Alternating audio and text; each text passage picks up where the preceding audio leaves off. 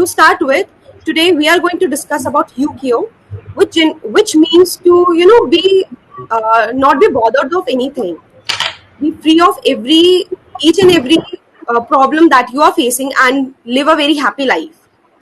And as we all know, that travel is completely associated with UKO, because when you travel, it's your soul that is at that place, and all your worries you just leave them behind. Hi, Nivedit. Hi, Nivedita. We almost have the same name. So. Yeah. So, being you are a traveler for a very long time now, and you've been traveling to so many places. So, what was the best place that you went, and what was the best UKO moment for you? And like, was it the first travel, or was it somewhere after that? Okay, so I think I'm the only guy from South India as well. So I'm based out of Bangalore, though the location says Greater Noida, but I was born in Delhi because again my dad also was in defense, and I used to travel from childhood across India. But my main travel actually started in 2008, like into blogging, not travel but blogging. So I actually started blogging. An influencer, became an influencer in 2008 itself. So these were the days during Orkut. So I think I was one of the first influencers in Orkut. So I used to be very active on Orkut, and like all of us were using it for more friendly purposes. But I started doing lots of branding stuff, and I had people reaching out to me because I also, like someone mentioned, I was into engineering, so I started writing more on technology and software and all of that initially. So people started asking me lots of information, and they said, "Why don't you share it on some kind of platform?" So that's where I created a website and then started sharing it on a blog. But because I also was traveling more with friends, and because this was college time, so that's where I used to have lots of travel stories to share. So I found that as a platform. So Orkut and my blog was the initial platform. That's where I started sharing. And when people started asking me more like itineraries, tips, and all, this is like way back in 2008 9. So that was like my initial movement, where I eco movement which I got. But my first international trip was in 2010. Again, it was a college trip, but I went to China. Not the place we need to talk right now, but that was my first country. And the first time I went, I actually got lost in the airport. Like we were 40 of us, but me and couple of us got lost in Shanghai airport for almost 4 hours. So they couldn't find us. They took a right turn. We ended up taking left, and they couldn't find us because it was a huge airport. So that's when I wanted to just get lost in the world, like go around, go everywhere and do. But I kind of like luxury travel, so I started to build a niche. So I went very systematically, though I had a full-time job, but this became like a passion. I started creating a content more on luxury travel and all of that. So that's how it was going. I was more into marketing and all. That's my full-time job. But by 2015, I started seeing this picking up really well for me. So I quit my job. I travel for a living. That's my thing for the last 5 years. So yeah, I've been traveling almost for 320 days every year, except for this 2020 last 6 months. I think this is the longest time I've stayed indoors in the last decade or so. So that's been really sad. But like I said, I had lots of moments also, EQ movement travel wise and as a blogger. But like I said, the starting was like the most inspiring one for me. But I would just like to add up a point. If you are lost in China, and since they don't use any of these Google and all these sorts of apps, so it's very hard to translate and tell them that you are lost. And that also, this was way back in 2010. So that time hardly people had smartphones. I think I was the only one who had a smartphone, but we didn't have even internet or anything as such. So it was really like obviously technically challenged, technologically challenged, and it was quite tough. Okay, so like you said, your father was in army. Yes. So you would be traveling since you were a child. Yeah. So what do you think, like, if a person is traveling from being a child, so is it like that they inhibit that traveling thing in them? Because when you have seen lots of places since you are a child, so you know that every culture is different, and when you get excited towards it, Yeah. you want to know every part of the world, that what is the culture in that place and what about the other place.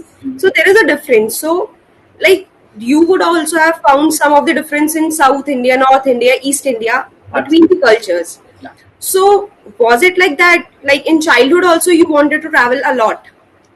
To be very honest, like my dad was in Air Force, and I think till the age of 4 is when he was in Air Force, and he quit after that, and we settled in Bangalore. So I don't remember the amount of travel I did that time, but I do have photos which says I was in Jammu, Kashmir, Rajasthan, all of those places, yes, all the border areas. But I didn't actually travel quite extensively. Also, I come from a little bit of traditional Orthodox family. So the biggest travel we used to do was to temples that time, even if it's other cities. So maybe till the age of 14, 15, it was temple journey. But I think it was from within which had to come. So I don't think it had to do anything with the kind of job my dad had or anything. But it comes from within. So yeah, it's basically something which you discover accidentally.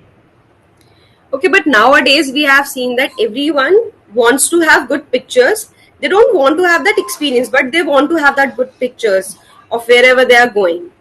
So, has it happened to you also? Like when you traveled with your friends, they were saying like, "I just want a good picture, no matter if we miss something else, but I just want to have a good picture." And since you post content on social media, you also know about the importance of these good pictures.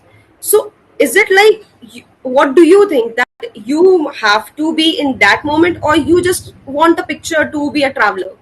So there are two ways to it. Even I actually haven't done any personal trips because most of them I do mostly for brands, or even if I go on my own, I start looking at content rather than enjoying the place nowadays. I think that's kind of got into me with the amount or the way I've been traveling. So I don't. The way I look at any place itself, I look at, okay, if I create this kind of content, then it's going to, I can relate it, or my readers can relate it to it, or I can obviously put it in a different way. And also nowadays you have to create different content for different platforms. That also becomes a challenge. So I create content for YouTube. I also shoot for photos. Then I also have to blog. So what happens is I have to make points multiple places. So I generally like to travel mostly solo most of the time because I have my time, right? If I have someone else whom I have to take photos or click, that's going to be a problem most of the time because I can't do what I want because I have my agenda clearly set that, okay, this is why I do, this is my kind of expectation. So and especially when you travel with different people or multiple sets of people, mindset is also different. Each one has their own priorities, own needs, and all of that. I have a very different need. My need would be to create more good content so that my readers can know about the place. I can basically share my experience and knowledge to them. So that is the reason I prefer traveling alone, and I see everything from a different angle altogether. It's like seeing through the camera itself. Okay. Okay, Nivedit, I just want to ask one question. Sure, Okay, sure. you are traveling for such a long time. It's almost been 12 plus years, Yeah. and you have traveled around Correct. approximately 30 countries. Yeah. Okay, so what is the change you see in the travel industry from back then and the today's travel industry and in content creation also? What is the difference and the change you see now? So, two different things. One is the travel industry. I think first is the way we've been traveling. Things have changed mindset. If you see earlier, it was mostly people used to travel for work, maybe 10, 15 years back. Very few people used to travel for leisure. But now, if you see families, everyone wants, if you like someone was saying, when you have a long weekend, all you plan in advance is to go on a long holiday, be with family and all. So things have actually opened up. It's a very small world now. So travel has become so easy, so affordable in the last few years. Earlier it wasn't that way, and even people have become more open about it. And different countries, people also have started accepting because there are lots of barriers when you travel as well. One is language barrier, becomes culture barrier. Then you also have food as well. Because I'm a vegetarian, I do have. I used to have quite a lot of issues when I travel, maybe to Southeast Asian countries and all of that. Finding the food, language, obviously, because I can't even translate that I'm a vegetarian. So all of that comes into picture. But now I think people have understood, like because the kind of influx of people in every country, people do understand. Okay, if you are from India, they do kind of stereotype you that you will be a vegetarian and all of that. That becomes an kind of cliche for them.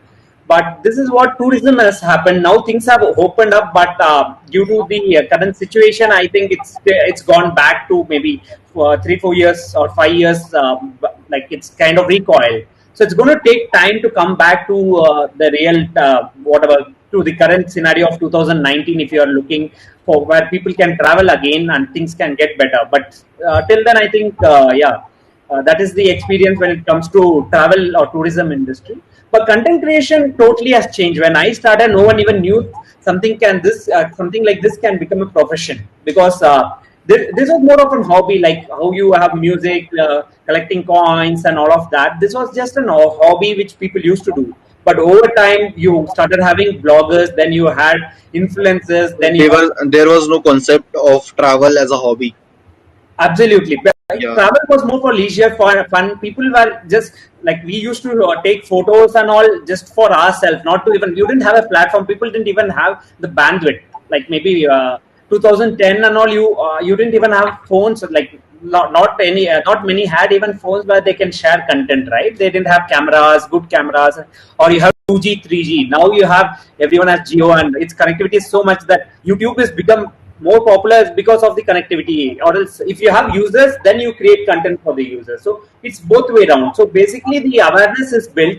People know, okay, this is like a parallel platform to maybe a media channel or maybe a publication. Now you have people who can create similar kind of content. So you have travelers, you have YouTubers, you have podcasters, multiple other things. So everything has evolved over time, and it's become a full-time thing. You need a team, you need people to, it's like a job, proper company where you need multiple facets of people helping you to do different stuff. Things have changed drastically in the last 10 years. My next question is, like Nivedit said, he is more into the luxury travel thing. So anyone, this question also anyone can answer. But we have seen like many of the students, they are not into luxury travels, because after getting out of college or in your semester breaks or something, so you just go on a travel which is very instantaneous and you don't have much time to plan for it. Like when I was in college, we used to plan trips like 2 days back, we are thinking of it, and in 2 days we are at that place. So if these, because we have seen these things, that many of these sort of travels are only successful while, as we all know, that every college students think of going to Goa at least for once, but no one ends up there. So yeah, we also had so many plans to go to Goa, and we ended up not going there at all. So yeah, so what do you think, that are these luxury travels actually possible for a college students, or when you're starting this traveling thing? Let me take it, though I do luxury travel, but I'll give you some perception about, or perceptive about how travel can be used. So how for me also, when luxury actually started, I actually didn't get into spending my money and all of that, because like I said, I started doing my own travel. But as a blogger, you have to build a niche. So that is what is very important. So if you want to become a blogger or an influencer, you need to have a niche. So there were, like you said, lots of backpackers, lots of trekkers. I know lots of hitchhikers are quite a lot good friends for me, who actually just don't even book any of the transport. They just take lift and go across India or across the globe as well, both in India and abroad too. So this is an kind of niche. So it all depends on what you like. So if you like something, you can obviously pursue that way. And to be very honest, even I've, like during college trips, I've been to Goa, like how everyone planned. Luckily, it's quite closer for us. I've gone by road and all of that. So that time, obviously, we didn't spend too much. In fact, we did the whole trip for 2,000 per head for 4-5 days. So obviously, I couldn't have done a luxury trip in it. But even nowadays, when I have to spend my own money, I do find out deals. There are ways to find out, because there are lots of apps, there are blogs. I have bloggers or friends who have traveled, including me. I've in fact gone. I got a flight ticket from Bangalore to Kuala Lumpur for 4,000 rupees round ticket. Imagine, that's even cheaper than Bangalore to Delhi. So I just had to plan it in advance, or I had to find those particular deals. I've stayed in 5-star properties for less than $50-$60. So like Marriott's, ITCs, and all of that. So it's all about finding the right deal at the right thing. Or what I do is I start making more based on my card. So I have my credit card where I get points. I start building my points, and I start getting better deals in that to maybe exchange with my flights or all of. So it's all about having your kind of resources and making the best utilization of it.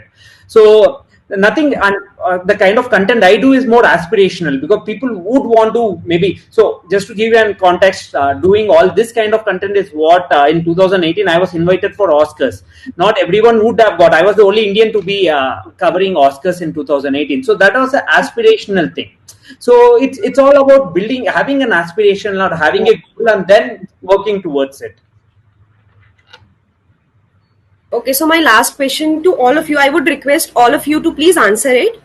So the question is, if this year was not a pandemic, so what do you think? Where would you have been at this time? Like if it was not a pandemic. Yes, so I actually didn't have any plans now, because when the pandemic, in fact, lockdown happened, I actually was stuck in Egypt almost. I had to come back the last day before the lockdown. So I did have around 15 to 20 trips planned. After that, everything got cancelled, but I didn't have anything by August. So I really didn't know where I would have happened, because all my trips happens quite last moment planning. But yeah, hopefully when things get better, I will start traveling again, making up all my pending trips.